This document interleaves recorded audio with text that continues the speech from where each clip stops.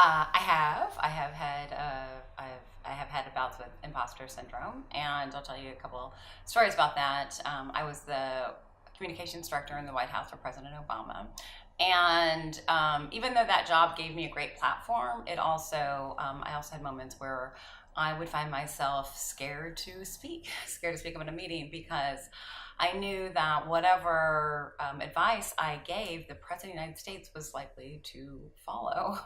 And that's an intimidating thing to face. And I would imagine all the people that I knew who I thought would be better at my job than me, and that would trip me up and it would hold me back. And so then finally I decided to allow myself to believe that if you had a national competition to find the best person to be the White House communications director, you could probably find somebody who was better than me, but not that much better, right? Like marginally better than me.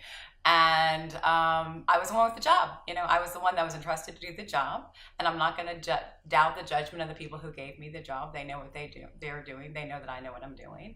And I think once I allowed myself to see that, I got over it. And then the other thing was, I realized that if you hold yourself back, you're not doing your job. You got to bring your full self to the world. And I don't think anybody looks at the world right now and thinks we have it all figured out.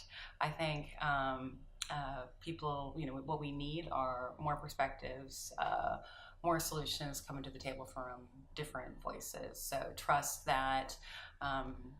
I find, particularly for people of color, that your perspective is going to be unique and have insight that others will not.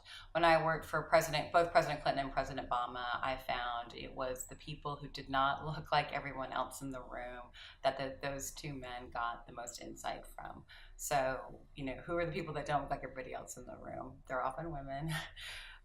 And they're women of color or men of color, but the ones that didn't go to the same schools as everybody else, didn't have the same jobs as everybody else, you have a unique perspective that particularly now we need in the world.